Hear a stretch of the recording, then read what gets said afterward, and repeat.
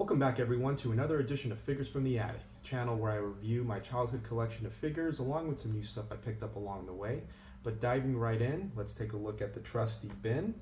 And today we're going to do something a little bit different than what we've done on the channel up until this point. A new line.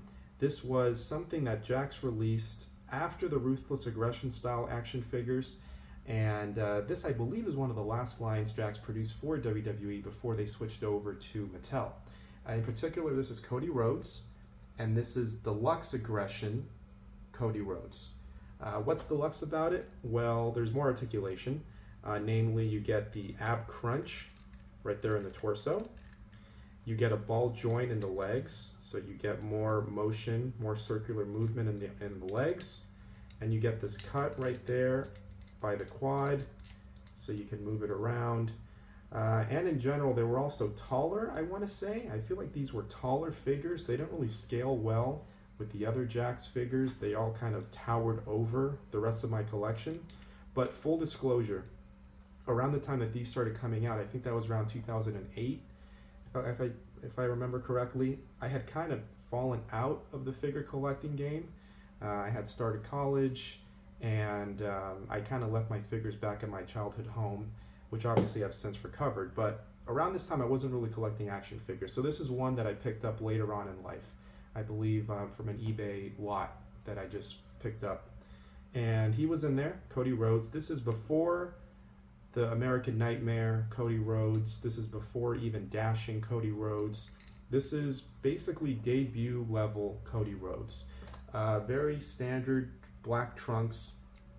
He's got a pink or purple CR right there in the upper right. He's got black boots, black knee pads.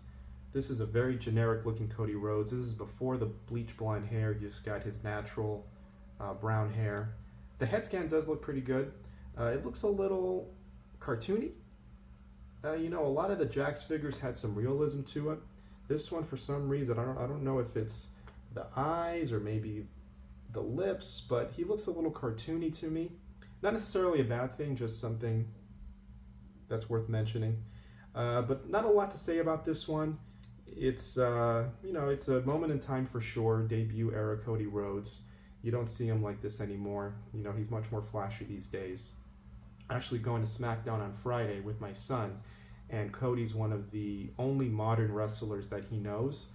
He knows a lot of the old school guys because I have an old book that he's really gotten into, but he doesn't know a lot of the new people, except for Cody Rhodes. He's one of the current ones that he does like.